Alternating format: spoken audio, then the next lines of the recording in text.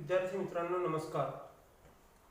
इयत्ता 9वीच्या राज्यशास्त्र विभागात मागील दुसऱ्या प्रकरणामध्ये आपण भारताच्या परराष्ट्र धोरणाविषयी विस्ताराने चर्चा केलेली आहे.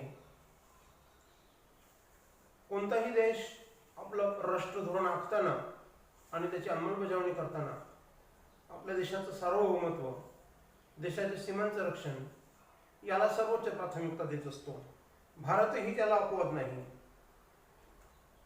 परराष्ट्र धोरणाविषयी अभ्यास करताना आपण हे पाहिलेलं आहे की परकीय आक्रमण, अंतर्गत अव्यवस्था किंवा अराजकता यापासून देशाचं रक्षण करणं ही भारताची सातत्यानं सर्वोच्च प्राथमिकता राहिलेली आहे.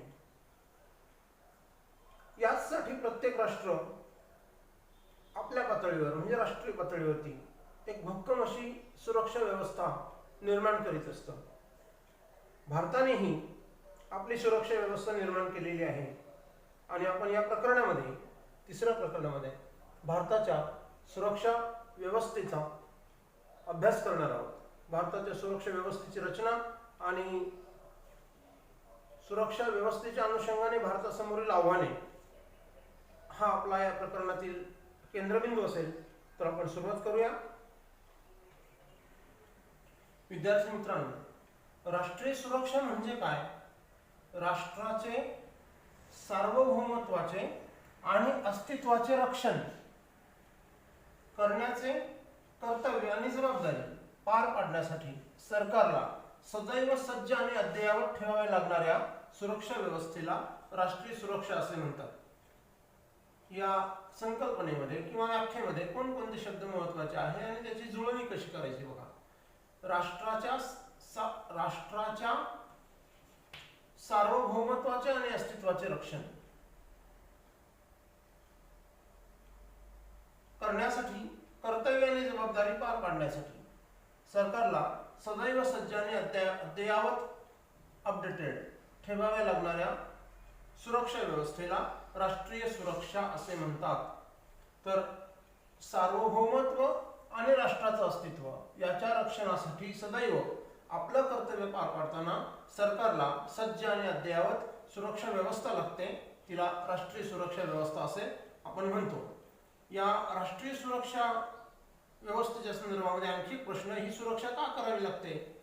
खरं तर आंतरराष्ट्रीय समुदायामध्ये एक संतुलित अशी व्यवस्था आहे. संयुक्त राष्ट्रे याच्याबद्दल आपण 8वीलाही अभ्यास केलेला आहे.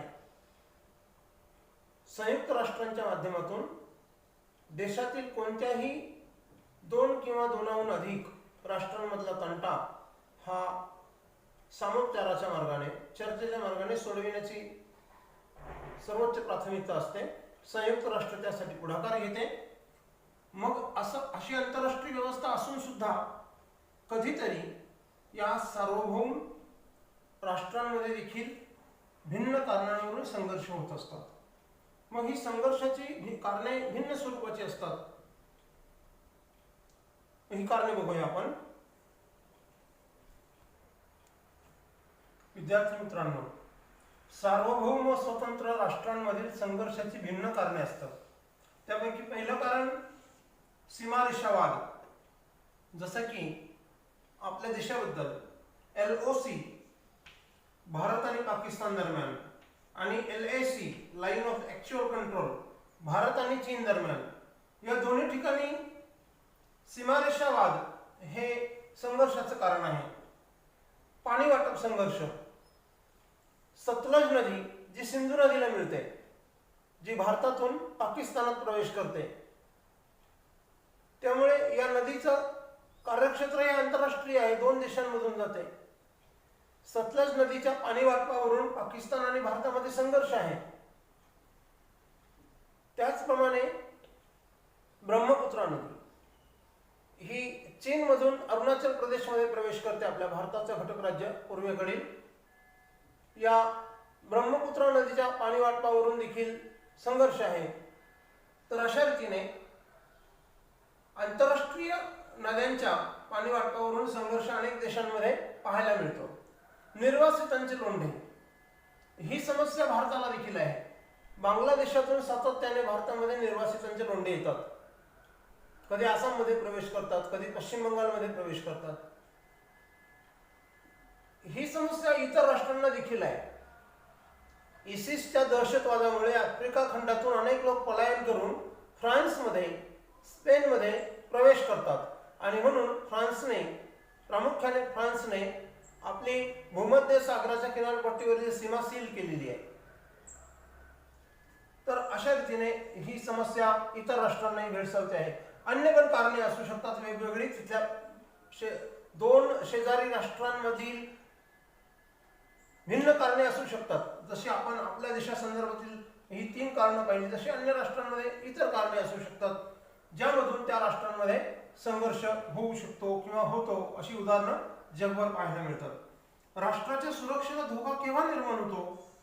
शेजारी राष्ट्राने घातपाती कारवाया केल्यास, आक्रमण केल्यास, आपल्या लष्करी सामर्थ्याचा गैरवापर करून दहशत निर्माण केल्यास आणि दहशतवादाला खतपाणी घालण्यास किंवा प्रत्यक्ष रीतीने दहशतवाद्यांना प्रोत्साहन दिल्यास राष्ट्राच्या सुरक्षेला हे कोण करतं? शेजारी राष्ट्र. हा शब्द महत्वाचा आहे. शेजारी राष्ट्राच्या या सगळ्या कृतींमुळे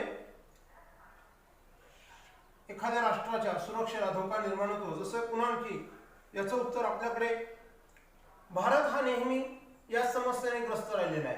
कारण पाकिस्तानच्या भूमीचा वापर सातत्याने दहशतवाद्यांना प्रशिक्षण देण्यासाठी केला जातोय. एवढंच नाही, पाकिस्तानचं सैन्य आणि तेथील गुप्तहेर संस्था दहशतवाद्यांना सर्वतोपरी भारतात पाठवण्यासाठी सर्वतोपरी प्रयत्न करतात आणि त्यामुळे भारतामध्ये जितके दहशतवादी हल्ले झाले ते सगळे पाकिस्तान पुरस्कृत मानले जातात आणि ते वास्तव आहे.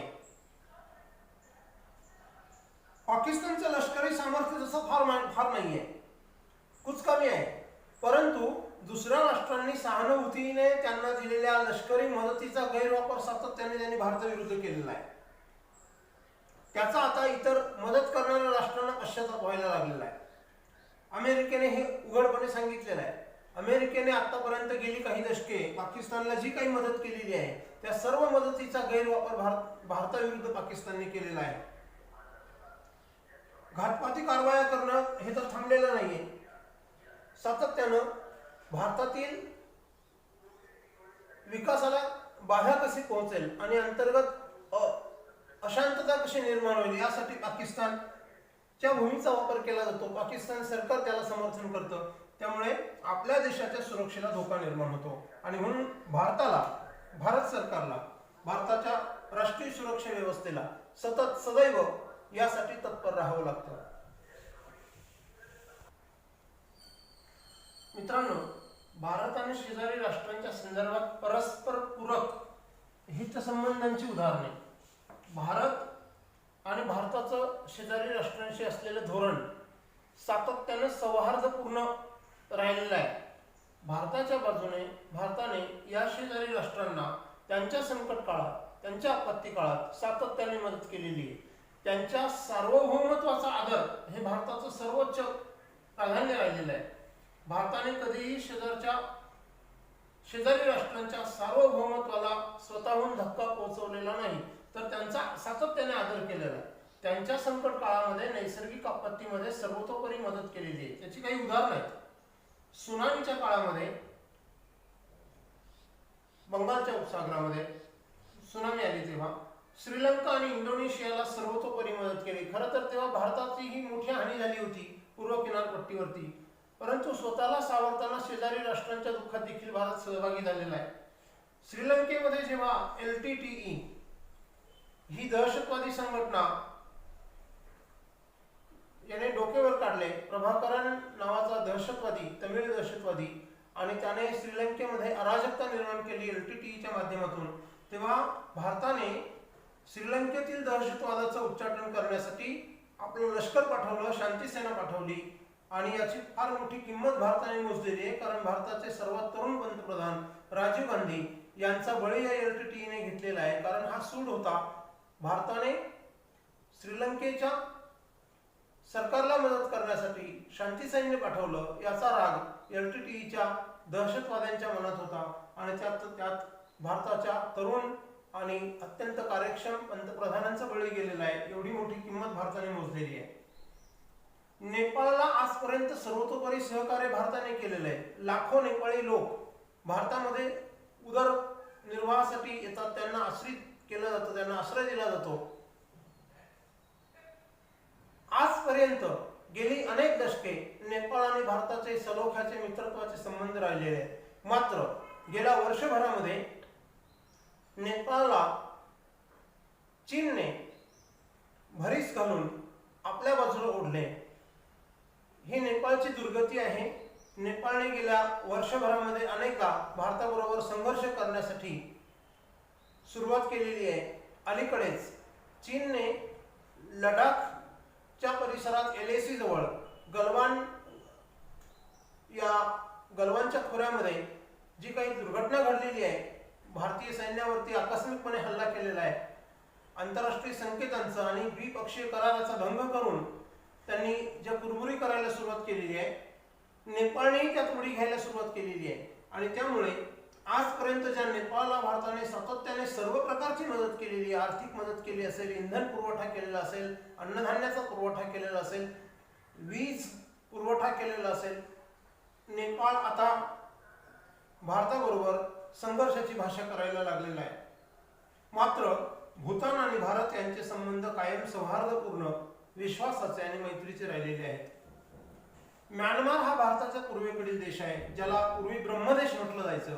या म्यानमारमध्ये गेल्या काही दशकांमध्ये लष्करी राजवट आली होती. तिथे लोकशाहीला धोका निर्माण झाला होता आणि ज्या लोकशाहीवादी नेत्या आंग सॅन स्यू की यांना तिथल्या लष्करी राजवटीने तुरुंगात डांबलेलं होतं. आंतरराष्ट्रीय समुदायामध्ये हा प्रश्न उपस्थित करून भारताने आंग सॅन स्यू की यांना प्रथम तुरुंगातून मुक्त करणं आणि म्यानमारमध्ये पुन्हा एकदा लोकशाही शासन व्यवस्था पुनर्प्रस्थापित करणं यासाठी भारताने आपली स्पष्ट भूमिका बजावलेली आहे. आणि तेथील लोकशाहीवादी नेत्या आंग सॅन स्यू की यांना भारताचं समर्थन राहिलेलं आहे. पाकिस्तानमध्ये जेव्हा जेव्हा भूकंपासारखी नैसर्गिक आपत्ती आली तेव्हा भारताने पाकिस्तानने आतापर्यंत केलेली 4 आक्रमणे त्याची भारताला थेट झळ पोहोचलेली आहे. एवढं असून सुद्धा पाकिस्तानच्या आपत्तीमध्ये भारताने स्वतःहून मदतीचा हात पुढे केलेला आहे. चीनचा प्रदेश तिबेट, या तिबेटी नागरिकांनी जेव्हा त्यांच्या स्वातंत्र्याचा लढा सुरू केला, भारताचा तसा त्यांच्याशी थेट संबंध नव्हता. पण या तिबेटी नागरिकांना शेवटी चीनमधून पलायन करावं लागलं जीवाच्या आकांताने. अशा या तिबेटी नागरिकांना भारताने आश्रय दिलेला आहे. भारतातील हिमाचल प्रदेशमधील धर्मशाळा नावाचं जे शहर आहे, येथून हे आश्रित असलेले रेफ्युजीज म्हणून भारतामध्ये राहणारे तिबेटी लोक इथून आपल्या देशाचं सरकार चालवतात. पण त्यांना अधिकृतपणे चीनने अजून स्वायत्तता दिलेली नाही.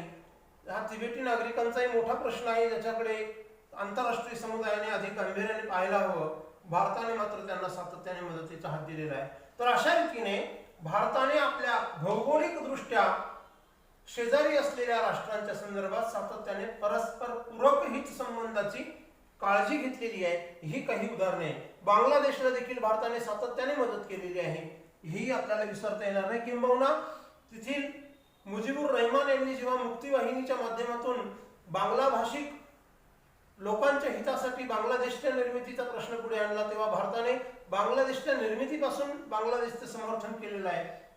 हेही शेजारचं उदाहरण आहे.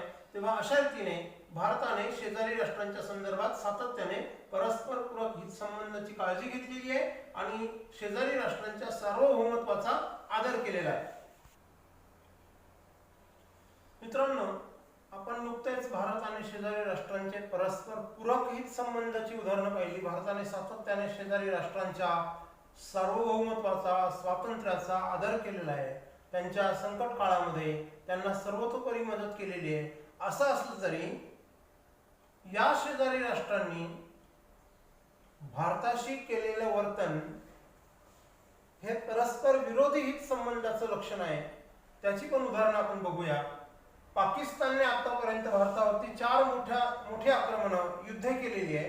1948, 1965, 1971 आणि 1998 ही ती 4 मोठी युद्धे. या 4ही युद्धामध्ये पाकिस्तानचा सपशेल पराभव झालेला आहे. पाकिस्तानला याची जाणीव आहे की समोरासमोर केलेल्या युद्धात भारताविरुद्ध आपण कधीही जिंकू शकत नाही आणि म्हणून पाकिस्तानने दुसरा मार्ग अवलंबलेला आहे. भारतातील अंतर्गत व्यवस्थेला सुरुंग लावण्यासाठी पाकिस्तानच्या भूमीचा वापर केला जातोय. तिथे दहशतवाद्यांना प्रशिक्षण दिलं जातं. दहशतवाद्यांचे अनेक तळ पाकिस्तानच्या भूमीवर आहेत आणि तेथे प्रशिक्षण देऊन त्या दहशतवाद्यांना पाकिस्तानच्या लष्कराच्या मदतीने भारतीय सीमेत घुसखोर म्हणून पाठवलं जातं, ज्याला इन्फिल्ट्रेशन म्हणतो आपण. आणि अशा रीतीने हे दहशतवादी भारताच्या वेगवेगळ्या भागामध्ये येऊन त्यांच्या पद्धतीने भारतामध्ये अनेक ठिकाणी बॉम्बस्फोट घडवून आणतात.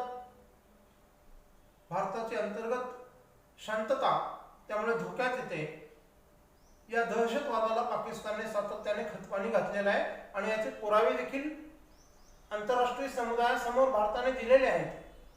अलीकडच्या काळात या मुद्द्यावरती भारताला मोठ्या प्रमाणावरती आंतरराष्ट्रीय पातळीवरती सपोर्ट किंवा समर्थन मिळत आहे आणि दहशतवादाविरुद्धची लढाई आता भारत विरुद्ध पाकिस्तान राहिलेली नाही, तर संपूर्ण जग विरुद्ध चीन आणि पाकिस्तान असं हे चित्र गेल्या काही वर्षांमध्ये निर्माण झालेलं आहे.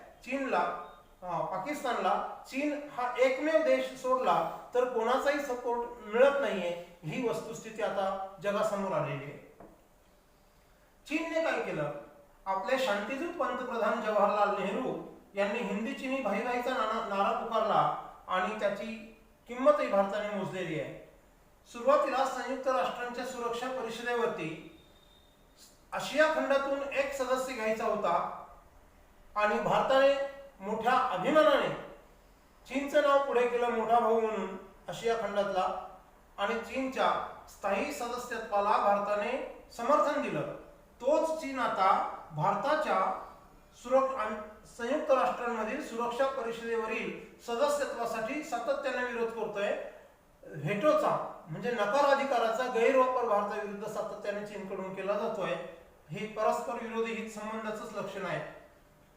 नेपाळ 18 विश्व दारिद्र्य आणि अन्नान्न दुर्दशा असलेला हा देश. सातत्याने भारताने नेपाळला मदत केलेली आहे. कुठलाही भेदभाव नेपाळशी केलेला नाही, पण गेल्या 1-2 वर्षापासून चीनच्या सांगण्यावरून भारताशी संघर्ष करण्याची भाषा आता नेपाळ करू लागलेला आहे.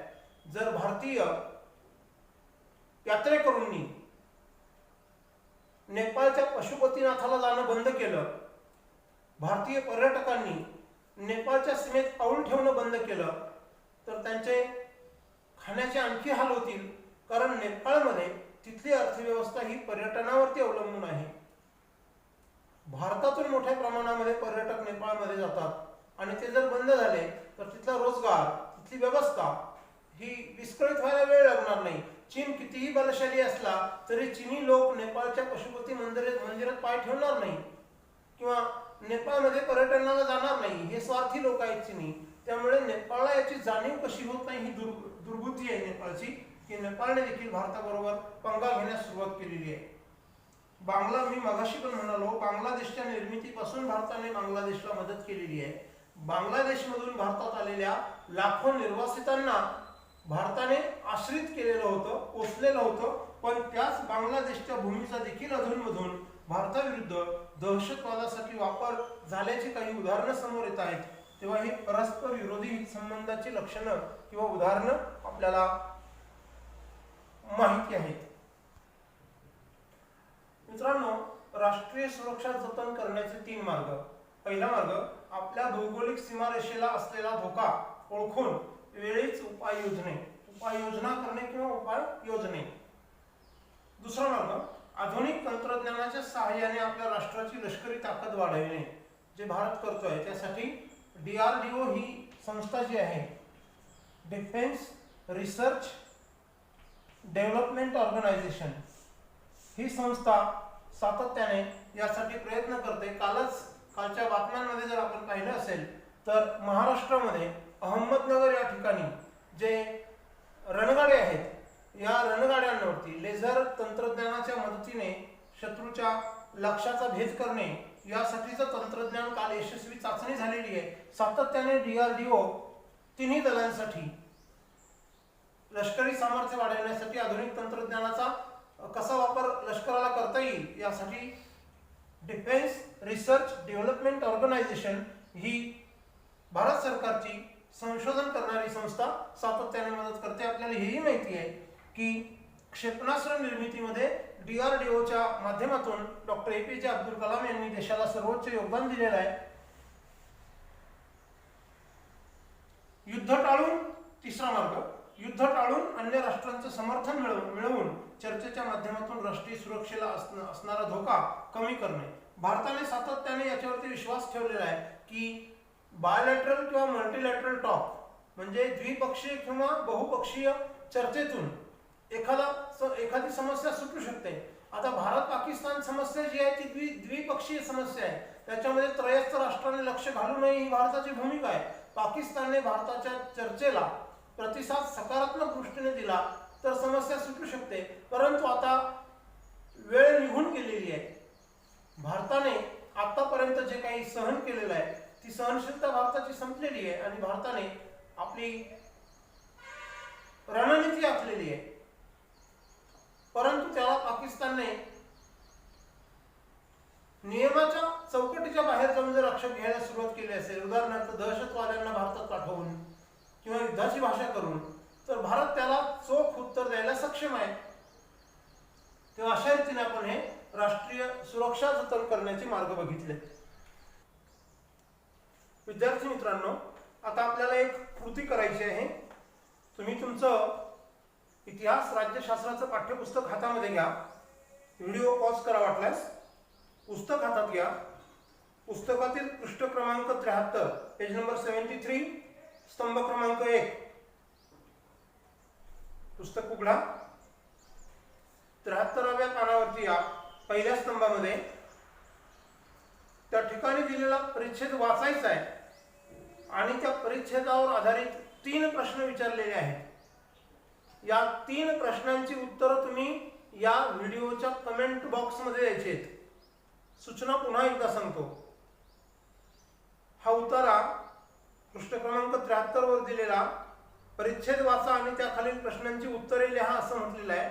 तर आपण हा उतारा वाचून या उतार्यावर विचारलेल्या 3 प्रश्नांची उत्तरे ही या व्हिडिओच्या कमेंट बॉक्समध्ये द्यायची आहे। आपलं नाव आणि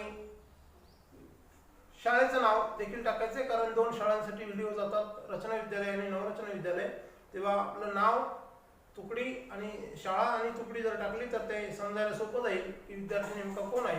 उत्तर चुकलं तरी घाबरू नये। उतारा मी एकदा वाचन करून दाखवतो, तुम्हालाही तो वाचायचा आहे आणि या 3 प्रश्नांची उत्तर तुम्हाला कमेंट बॉक्समध्ये द्यायची आहेत। वहीत पण तुम्हाला लिहावी लागणार आहे। आंतरराष्ट्रीय संघर्ष शांततेच्या आणि वाटाघाटीच्या माध्यमातून सोडवण्याचा प्रयत्न प्रत्येक राष्ट्राने केला पाहिजे।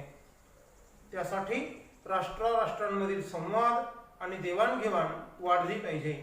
राष्ट्रांमध्ये जितके परस्परावलंबन तितकी अधिक शांतता व सुरक्षितता वाढेल।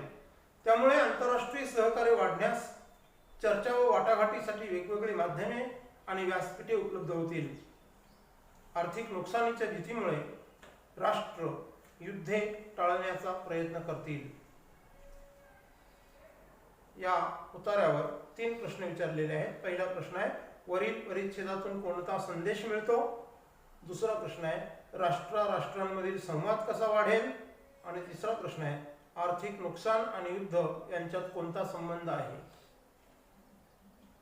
हा उतारा तुम्ही स्वतःही वाचा, 3 प्रश्नांची उत्तरे कमेंट बॉक्समध्ये द्या। हा उतारा वाचन ही गृहकृती समजून ती पूर्ण करायची आहे आणि उतार्यावर आधारित विचारलेल्या 3 प्रश्नांची उत्तरे आपण कमेंट बॉक्समध्ये द्यायची। उत्तरे चुकली तरी हरकत नाही।